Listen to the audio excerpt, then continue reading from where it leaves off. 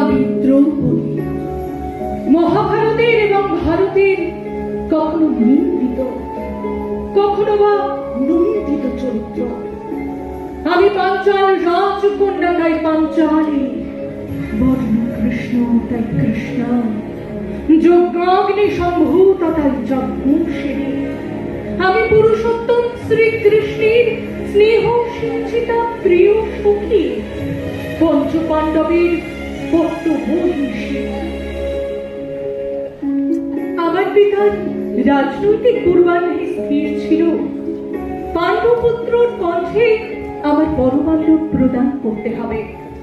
তৃতীয় পাণ্ডবের কণ্ঠে আমার বড়মাল্য শোভিত হল। পঞ্চপাণ্ডব আমাকে নিয়ে গৃহের দ্বার উদ্দেশ্যে উপস্থিত হয়ে বললেন, মা মা, ভিক্ষা এনেছি।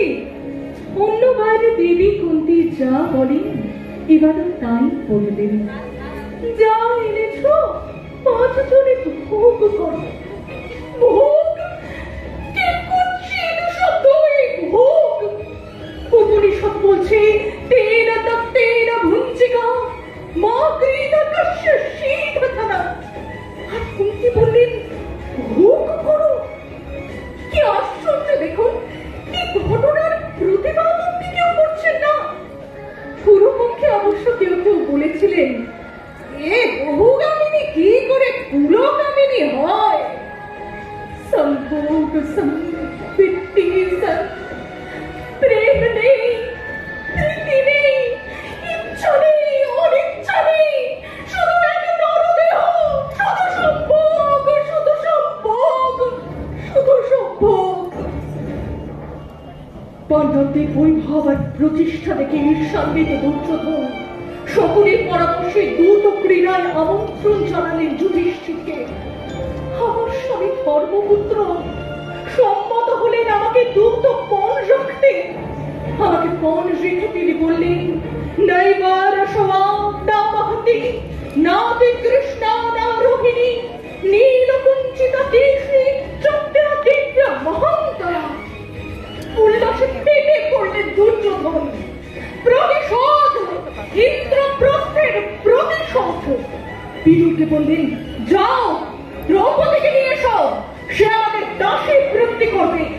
বিদুর প্রত্যাখ্যান করে বললেন, মূর্খ, এই পাপ কার্য থেকে এখনই বিরত হও, সকলে কুর্বংশ ধ্বংস হবে। তখন প্রতিগামীকে প্রেরণ করলেন আমাকে সভাস্থলে নিয়ে যেতে।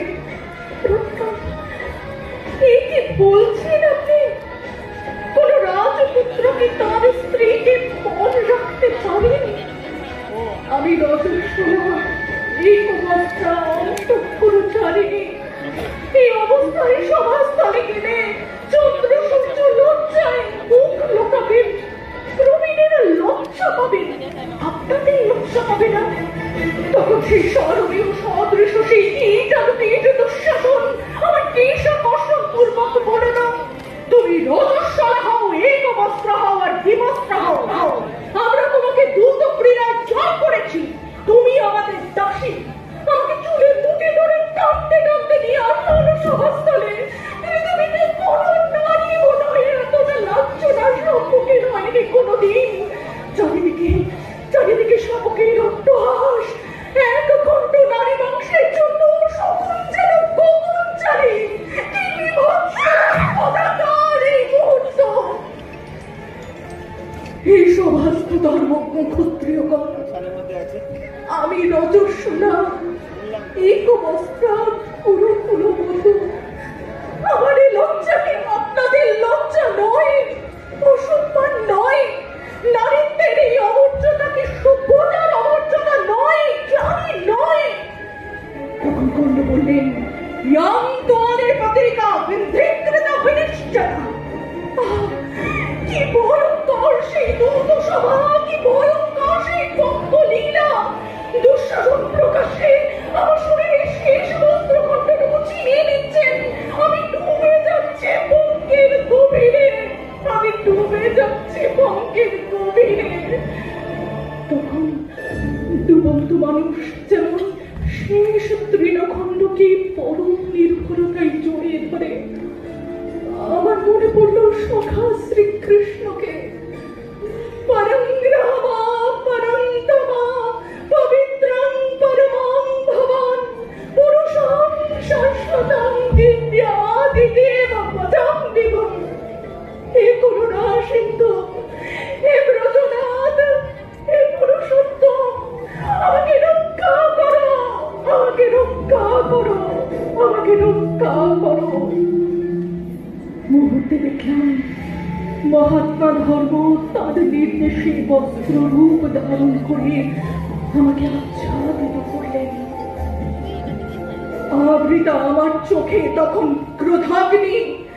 আমি চিৎকার করে বলেছিলাম, সমস্ত সকলে শুনুন, যারা রহস্যরা আমাকে অসম্মানে রক্তাক্ত করেছেন, কে আকর্ষণ পূর্বক আমাকে বেনি বন্ধনহীন করেছেন, আজ থেকে ঠিক 14 বছর পর এক ভয়াবহ যুদ্ধে তাদের পতি, পুত্র, বন্ধু, প্রিয়জন নিহত হবে।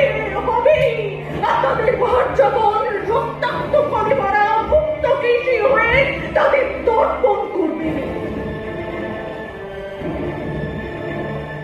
আজকের দিনে সেই ভয়াবহ যুদ্ধ ধীরে ধীরে সব শেষ। আমি কি এই চেয়েছিলাম? আমি কি পেলাম? হে পুরুষোত্তম, হে যদুপতি, হে কেশব, এই তৃষিত মরু ছেড়ে স্বর্গ আমি চাই না, চাই না নন্দন বনে মহাপ্রস্থান। এই ধূলিময় ভারতবর্ষ হোক আমার শেষ আশ্রয়, আমার শেষ শয্যা। সাধু সাধু সাধু। আবৃত্তি আরেকটু অমৃত মহাকাব্য। যদা যদা হি ধর্মস্য গ্লানির্ভবতি ভারত অভ্যুত্থানম অধর্মস্য তদাত্মাত্মং সৃজাম্যহমঃ परित्राणसाधूनां विनाशाय चतुष्कृताम् अधर्मस्य संस्थापनाय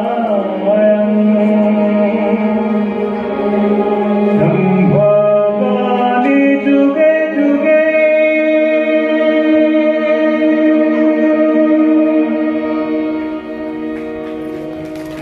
আবৃত্তি আরেকটু অমৃত মহা